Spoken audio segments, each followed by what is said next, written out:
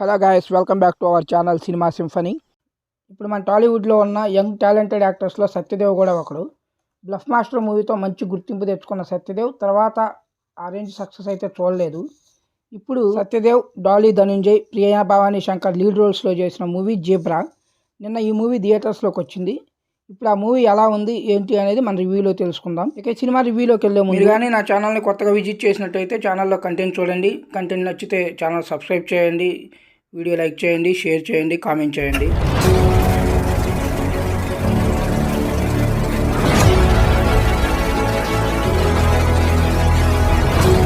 Hello all, welcome back to our channel cinema symphony.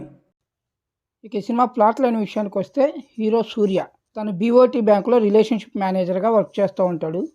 బ్యాంకులో ఉన్న loop హోల్స్ని అడ్డం పెట్టుకొని తన లైఫ్ని తను సాఫీగా లీడ్ చేస్తూ ఉంటాడు. తనకి ఏ ప్రాబ్లం వచ్చినా ఆ మనీతో ఆ లూప్ హోల్స్ని అడ్డం పెట్టుకొని సర్వే అవుతూ ఉంటాడు.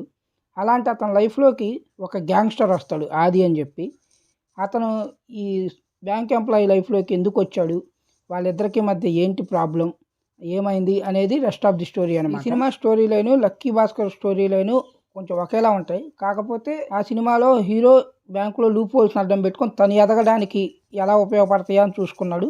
బట్ ఇక్కడ హీరో తన ప్రాబ్లమ్స్ సాల్వ్ చేసుకోవడానికి లూప్ హోల్స్ వాడుకుంటాడు, అది ఒక్కటే తేడా. ఇక ఈ సినిమాలో director Eshwar Karthik only banking మీదే కాకుండా betting, money laundering and gangster drama మీద కూడా ఫోకస్ చేసి ఇలా మల్టిపుల్ లేయర్స్ యూజ్ చేసుకున్నాడు అనమాట ఈ సినిమా కోసం. కమింగ్ టు పాజిటివ్స్, డైరెక్టర్ ఈ మూవీ కోసం తీసుకున్న థీమ్ బాగుంది. బ్యాంకింగ్ లూప్ హోల్స్ మీద వాడుకొని బ్యాంకింగ్లో ఇన్ని లూప్ హోల్స్ ఉంటాయని కరెక్ట్గా చూపిస్తూ ఒక గేమ్ ఆడాడు, అది చాలా బాగుంది.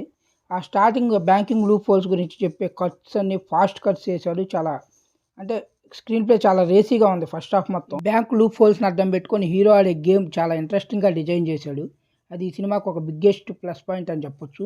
సత్యదేవ్ పర్ఫార్మెన్స్ చెప్పే పని లేదు, చాలా బాగా చేశాడు. సూర్య క్యారెక్టర్లో అలా ఒదిగిపోయాడు. ఇక సత్య కామెడీ టైమింగ్ కూడా ఈ సినిమాకు బాగా కలిసి వచ్చింది. సీరియస్ సిచ్యువేషన్లో కూడా సత్య చేసిన కామెడీ బాగా వర్క్ అయింది. ఇక మన పుష్ప సినిమాలో జాల్ రెడ్డిగా చేసిన డాలీ ధనుంజయ్ ఆది క్యారెక్టర్ కరెక్ట్గా సరిపోయాడు. తన పర్ఫార్మెన్స్ కూడా చాలా బాగుంది. తన మీద డిజైన్ చేసిన ఎంట్రీ షాట్స్ అయితే చాలా బాగా అనిపించాయి డిఫరెంట్గా. ఇక తన పర్ఫార్మెన్స్తో ఆ క్యారెక్టర్ని నెక్స్ట్ లెవెల్కి తీసుకెళ్ళాడు. స్క్రీన్ మీద తను చాలా బాగా కనిపించాడు. స్క్రీన్ ప్రజెన్స్ చాలా బాగుంది, సినిమాటోగ్రఫీ చాలా బాగుంది, మూవీకి రిచ్ లుక్ తీసుకొచ్చింది. ఇవి ఈ సినిమాలో పాజిటివ్ అంశాలు. ఇక వీడియో కంటిన్యూ చేసే ముందు ఛానల్ సబ్స్క్రైబ్ చేసుకొని నన్ను సపోర్ట్ చేయండి. ఇంకా మంచి వీడియోలు చేయడానికి నాకు కొంచెం ఎంకరేజింగ్గా ఉంటుంది గైస్. ఇక ఈ సినిమా నెగిటివ్స్ విషయానికి వస్తే, డాలీ ధనుంజయ్ క్యారెక్టర్ తను గ్యాంగ్స్టర్గా చాలా బాగా చేశాడు. తన లుక్స్ కూడా చాలా బాగున్నాయి. ఈ సినిమాతో సంబంధం లేకుండా స్టాండ్ అలోన్ క్యారెక్టర్గా చూస్తే తనకు డిజైన్ చేసిన క్యారెక్టర్ కూడా చాలా బాగుంది. అంటే తనకు డిజైన్ చేసిన క్యారెక్టర్తో ఒక సపరేట్ మూవీ తీయొచ్చు. తనకు ఒక లవ్ సాంగ్ పెట్టారు, మంచి ఎమోషనల్ సీన్స్ పెట్టారు, అంతా బాగుంది. ఇక్కడ ప్రాబ్లం ఏమొచ్చిందంటే, ఈ డైరెక్టర్ తీసుకున్న థీమ్ డార్క్ కామెడీ. అందులో ఒక రెగ్యులర్ మాస్ ఎలిమెంట్స్ పెట్టి ఒక మాస్ క్యారెక్టర్ని పెట్టాడు. అది పెద్దగా నప్పలేదన్నమాట. అంటే ఈ స్టోరీలో కూర్చోలేదు ఆ క్యారెక్టర్. ఈ స్టోరీలో కూర్చోకపోగా తను వచ్చిన సీన్స్ అన్నీ స్టోరీని డిస్టర్బ్ చేస్తాయి. ఈ డాలీ ధనుంజయ్ చేసిన ఆది క్యారెక్టర్ వచ్చినప్పుడు స్టార్టింగ్లో వచ్చిన కాన్ఫ్లిక్ట్ చాలా బాగుంది. ఒక ఫస్ట్ ఈ క్యారెక్టర్ ఇంట్రడ్యూస్ అయిన ఒక 15 మినిట్స్ అయితే సినిమా నెక్స్ట్ లెవెల్లో ఉంది. ఈ క్యారెక్టర్ డిజైన్ బాగుంది. ఈ క్యారెక్టర్తో ఇంకెంత చేస్తారో అనిపించింది. బట్ ఏంటంటే వెళ్ళే కొద్ది ఇది ఒక రెగ్యులర్ మాస్ క్యారెక్టర్ అయిపోయింది.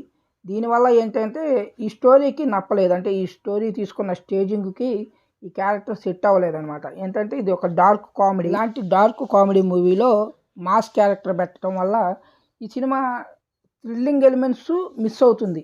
ఆ క్యారెక్టర్ వచ్చిన టైంలో మాస్ ఎలిమెంట్స్ సరిగ్గా ఎలివేట్ అవ్వట్లేదు. ఎందుకంటే ఈ సినిమా స్టోరీకి ఈ క్యారెక్టర్ సింక్ అవ్వట్లేదే అని ఒక ఫీలింగ్ అయితే వస్తుంది. అదే ఈ సినిమాకి పెద్ద మైనస్.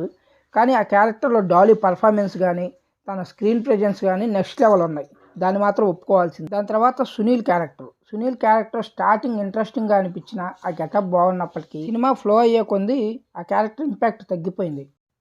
ఇక ఈ సినిమా కోసం రవి బసూర్ ఇచ్చిన బీజిఎం కానీ సాంగ్స్ కానీ ఏమాత్రం ఇంపాక్ట్ చూపించలేదు. అంటే సీన్స్లో హై నోట్ని కూడా తన బీజిఎం కరెక్ట్గా న్యాయం చేయలేదనే చెప్పాలి. ఇక ఈ సినిమాకి బిగ్గెస్ట్ మైనస్గా చెప్పాల్సింది రన్ టైం. 2 hours 45 minutes ఉంది ఈ సినిమా రన్ టైము.